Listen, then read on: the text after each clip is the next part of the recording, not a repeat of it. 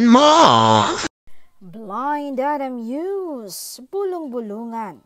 Yang aktres may partner sana sa kanyang solo movie. Pero hindi raw pumayag si gwapong aktor. Si gwapong aktor ay ang love team partner nga niya. Na ang balita ay boyfriend niya na ngayon. Kaya't umugong na mag-iba na raw sila ng partner. Kanilang ipinalabas dahil upang makita raw kung handa na bang tanggapin iyon ng mga fanay ng dalawa.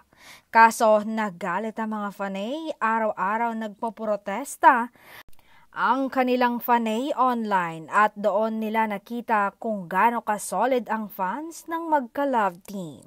At malakas daw sa production at sa mga boses si aktor at napapayag nilang wag bigyan ng partner ang kanyang nobya sa movie na iyon.